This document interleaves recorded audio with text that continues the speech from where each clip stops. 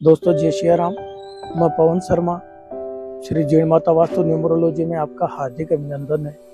दोस्तों आज शीतला अष्टमी, माता शीतला की पूजा कैसे करते हैं और क्या क्या माँ को प्रसाद चढ़ाते हैं और क्या पूजा करनी चाहिए उसके बारे में दोस्तों मैं जानकारी दे रहा हूँ। दोस्तों देखो, ये हमने माता के लिए भोग डाल दिया है। क्या दोस्तों, शीतला अष्टमी शनिवार के दिन, माता शीतला शनिवार के दिन प्रकट हुई थी।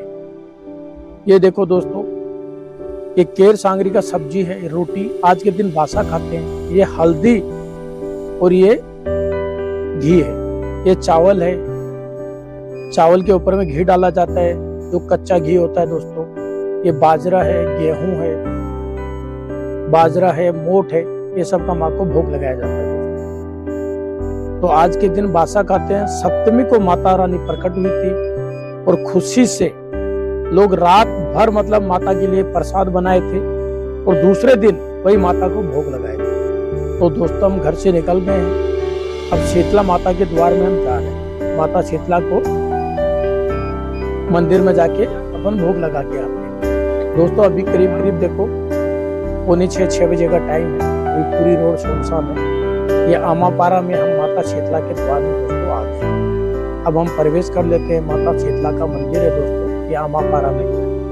शुरू से हम लोग यही माता की पूजा करते हैं। तो दोस्तों अपन अंदर प्रवेश कर लिए हैं मंदिर के अंदर।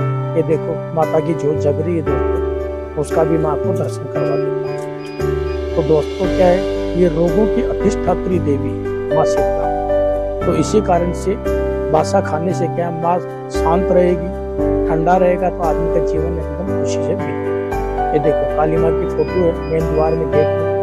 हम अंदर आ गए हैं। अब माता का ये गर्भगृह है। गर्भगृह में देखो ये गुरुजी पंडित जी बैठे हुए हैं। ये पंडित जी हैं इधर। और दोस्तों ये माता शीतला है। ये माता शीतला का दर्शन कीजिए दोस्तों। ये माँ शीतला है।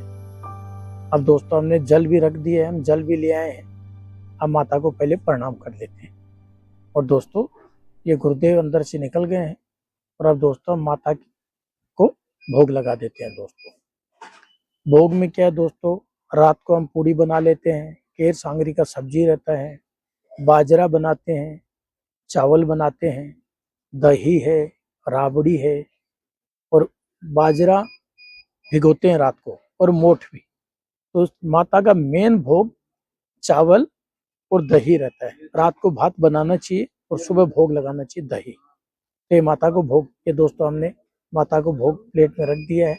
ये दोस्तों जल और सब चीज ये माता के लिए भोग हमने दे दिया है। अब पंडित जी माता को भोग लगाएंगे दोस्तों। ये माता शीतला है। ये हमने जल भी दे दिया गुरुदेव को। ये माता को भोग लगा के उसके बाद जल पिलाने के बाद में फिर हमको वापसी रिटर्न दे देंगे। थोड़ा सा भोग भी बचाते हैं क्योंकि अपने घर में जो खाना रहता है उसमें भोग मिला लो तो अमृत बन जाता है। तो दोस्तों माता को देखो भोग लगा रहे हैं गुरुदेव पंडित जी मंदिर में।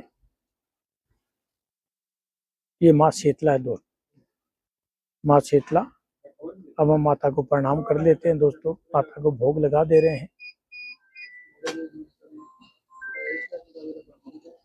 ये दोस्तों गुरुदेव ने हमको जल भी दे दिया है और ये प्रसाद भोग भी दे दिया है दोस्तों। अब दोस्तों माँ को हम साष्टांग प्रणाम कर लेते हैं। माँ को साष्टांग प्रणाम होना चाहिए दोस्तों। ये साष्टांग प्रणाम लेडीज को नहीं करना चाहिए, केवल जेंट्स को ही करना चाहिए।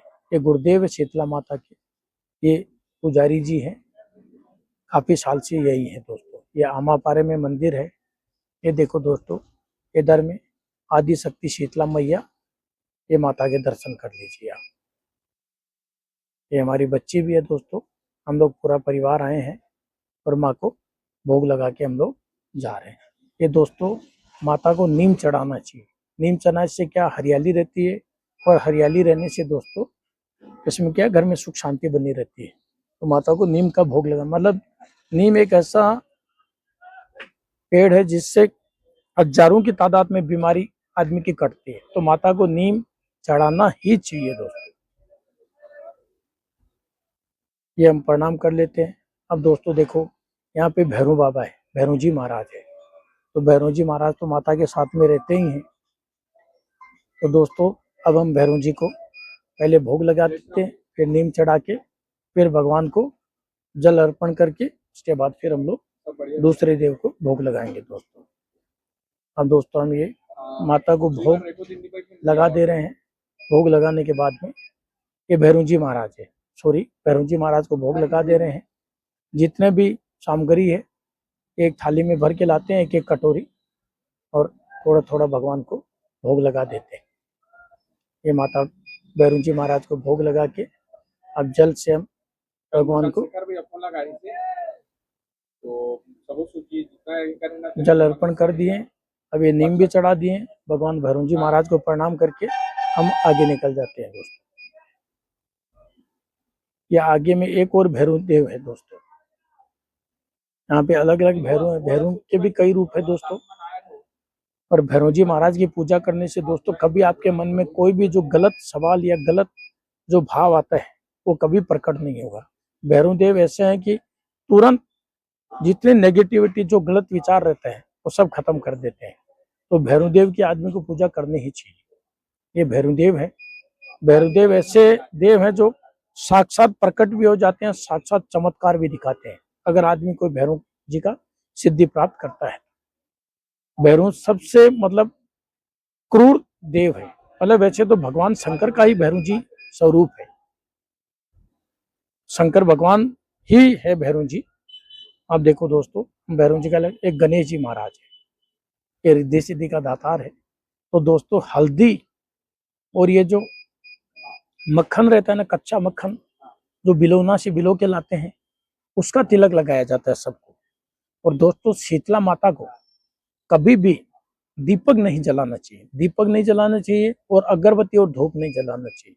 क्या ये शांति की देवी है, मतलब बीमारी दूर करने वाली देवी है। इसी कारण से कभी दीपक क्या होता है, गर्म होता है, तो कभी भी गर्म मतलब भोग नहीं लगाना चाहिए। और जो बासा रहता है उसको कभी भी आदमी को गर्म करके खाना नहीं चाहिए। माता क्या है, ठंडी देवी है, तो शीतला माता को ठंडा चीज का ही भोग लगाया जाता है। रात को बनाते हैं और सुबह प्रसाद देते हैं। यहाँ पे भी बहुत सारे भैरू जी महाराज की ओर से पिंडियां रखी हुई है दोस्तों। यहाँ पे शिवलिंग भी है। तो दोस्तों हम इसको भी भगवान को भोग अर्पण कर देते हैं और ये नीम भी चढ़ा देते हैं दोस्तों। भोग लगाने के बाद में फिर भगवान को जल अर्पण करके उसके बाद फिर आगे एक शेडल माता बोलते हैं मारवाड़ी में, राजस्थानी भाषा में, तो फिर शेडल माता को भी अपन भोग लगाएंगे। दूसरा, कभी भी शीतला माता को मंगलवार को नहीं धोखना चाहिए, शनिवार को नहीं धोखना चाहिए। जो भी कोई ठंडा वार होता है उसी को माता की पूजा करनी चाहिए। जैसे सोमवार है, बुधवार है, गुरुवार है, शुक्रवार है, क्या देखो चेचक है और है, जो माता आती है ये सब इन्हीं की कृपा से सब होता है। और जैसे किसी को भी कोई माता आती है तो आदमी माता को धोख लगाता है ना, तो ये माता शीतला को ही लगाता है। जैसे हमारे देश में कोरोना आया था, तो ये सब जो उग्र होती है देवी देवता, इसी कारण से सब बीमारी प्रकट होती है। तो दोस्तों हमारे हिंदुस्तान में इतनी जनसंख्या होने के बाद भी भगवान की कृपा से मतलब कोई खास प्रभाव नहीं हुआ। ये देखो यहाँ पे ये शेडल माता की पिंडियां रखी हुई है दोस्तों। ये पेड़ भी है इमली का, इसी के नीचे है। तो यहाँ पे भी अपन फिर लास्ट पूजा करते हैं मंदिर में, और पूजा करने के बाद में फिर यहाँ से हम लोग, ये लास्ट पूजा है मंदिर में, ये माता को भोग लगाने के बाद में जल अर्पण करके उसके बाद फिर दोस्तों हम अपने घर जाएंगे। तो दोस्तों ये माता को भोग लगा दे रहे हैं। ये शेडल माता है, हमारी भाषा में राजस्थानी में शेडल माता बोलते हैं। शीतला माता, शेडल माता, हर भाषा में अलग अलग नाम लिया जाता है, बल्कि माता एक ही है, कोई अलग कोई चेंजिंग नहीं है। ये हम शेडल माता को पूरा जितना भी भोग है सब अर्पण कर देते हैं। उसके बाद में फिर जल पिला के उसके बाद फिर दोस्तों धूप लगा के फिर हम जाएंगे। ये माता को हम भोग लगा दे रहे हैं। मैं, मेरी पत्नी और मेरी बच्ची, हम लोग 3 जन है, तीनों जन माता के द्वार में पधारे हैं दोस्तों। ये धूप लगा देते हैं दोस्तों। आदमी को सब दिन सर झुकाना चाहिए। सर झुकाने से आदमी की रेखा बदलती है। हमारे भाग्य में ये मेरी बच्ची है फाल्गुनी शर्मा, ये भी माता की सुबह 4:30 बजे उठ के नहा धो के आके फिर भोग लगाते हैं दोस्तों। और पूरा परिवार को आना चाहिए आदमी को। पूरा परिवार आएगा तो अच्छा रहेगा दोस्तों, भगवान की कृपा बनी रहेगी। ये मैं आपको मंदिर का देखो दर्शन करवा देता हूँ दोस्तों। ये पूरा मंदिर है दोस्तों। ये देखो स्कंद माता है, ये माता स्कंद माता है। ये स्कंद माता की प्रतिमा लगी हुई। ये दोस्तों अब हम लोग ये देखो माता की जोत जल रही है यहाँ पे। ये सब दिन जोत जलते रहता है दोस्तों। इसमें क्या नारियल वारियल लगाते हैं तो इसमें खुशबू भी अच्छा आता है और पूरा वातावरण भी शुद्ध होता है। ये माता की कृपा है दोस्तों। कभी भी आदमी को हवन करने से पूरा वातावरण उधर का शुद्धिकरण हो जाता है। उससे क्या सबका कल्याण होता है, सबकी बुद्धि ठीक होती है, जितनी नकारात्मकता रहती है वो सब निकल जाती है। ये देखो सांड देवता का हमको दर्शन हो गया। ये मंदिर के सामने मिल गए हैं दोस्तों, तो इनको भी हम गुड़ देते हैं। ये भैरू जी महाराज है। ये भैरू जी महाराज अभी हम बता रहे थे ना आपको, ये भैरू जी महाराज भी हैं, तो इनका भी दर्शन कीजिए। और भैरू जी महाराज एक ऐसे देव है, अगर आदमी कोई कर्जे में डूबा है और अगर भैरू जी की पूजा करके उनको सिंदूर और चमेली का तेल चढ़ाता है तो हजारों करोड़ का कर्जा भी चूक जाएगा। अब दोस्तों हम घर के पास आ गए हैं हमारे वहां से वापसी, और घर के पास आके अब थोड़ा सा ये नंदी सेवा गौ सेवा थोड़ा कर देते हैं। अब क्या सबको चोखर होकर देना रहता है सुबह सुबह हमको दोस्तों, तो इसलिए हम घर पहुंच गए हैं दोस्तों। ये घर आने के बाद में देखो दोस्तों, ये हल्दी और ये जो कच्चा जो घी होता है जो बिलौना से निकलता है, ये घी है और हल्दी है, इसको लूना घी बोलते हैं। इससे पहले खुद को तिलक करना चाहिए ताकि दिमाग शांत रहेगा, और दिमाग शांत रहेगा तो सब अच्छा रहेगा दोस्तों। तो पहले खुद की बुद्धि ठीक होनी चाहिए, तो इसलिए पहले खुद को तिलक करो। अब दोस्तों देखो घर के सामने एक साइड में स्वस्तिक बनाना चाहिए। स्वस्तिक मतलब रिद्धि सिद्धि का दातार भगवान गणेश। कोई भी पूजा हो कुछ भी हो तो भगवान गणेश को पहले आदमी को आह्वान करना चाहिए।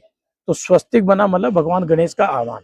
एक साइड में स्वस्तिक अपन बनाते हैं, और स्वस्तिक को कभी भी दोस्तों बीच से काटना नहीं चाहिए, चारों साइड से लाके बीच में मिलाना चाहिए। ये देखो दोस्तों स्वस्तिक बना रहे हैं, आप भी स्वस्तिक बनाना सीखो। ऐसे ही स्वस्तिक बनाना चाहिए, कभी स्वस्तिक को काटना नहीं चाहिए, क्रॉस नहीं करना चाहिए। ये चारों मिला के उसके बाद फिर स्वस्तिक बनाते हैं।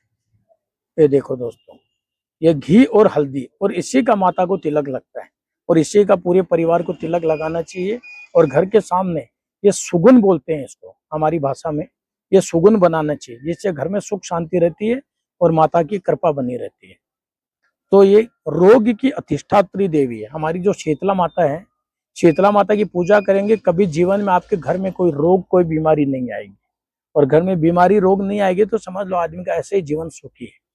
ये देखो दोस्तों कैसे स्वस्तिक बनाते हैं, आपको स्वस्तिक बनाना सिखा रहे हैं, और हम हमारे घर में भी स्वस्तिक बना रहे हैं दोस्तों। ये भगवान गणेश रिद्धि सिद्धि का अच्छे से हम स्वस्तिक बना देते हैं। ये देखो दोस्तों बढ़िया सा सुंदर सा स्वस्तिक बन गया है।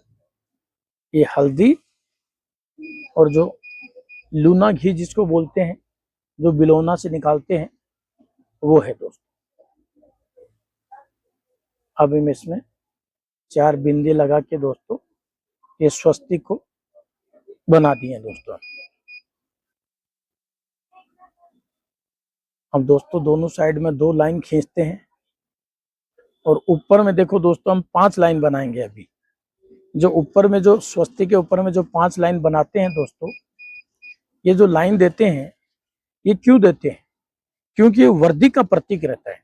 मतलब वर्दी मतलब आपका सब दिन आप बढ़ोगे, जीवन में सब दिन तरक्की करोगे, तो ये वर्दी का प्रतीक है। तो ये 5 लाइन आदमी को स्वस्तिक के ऊपर देनी चाहिए। तो दोस्तों शीतला माता की पूजा करने से घर में कभी बीमारी नहीं होगी, और अपने बच्चों को भी सिखाओ और खुद को भी। ये 5 देखो लाइन खींच दिया, ये वर्दी का प्रतीक है, और हमने स्वस्तिक बना दिया है। स्वस्तिक मान लो भगवान गणेश का हो गया दोस्तों।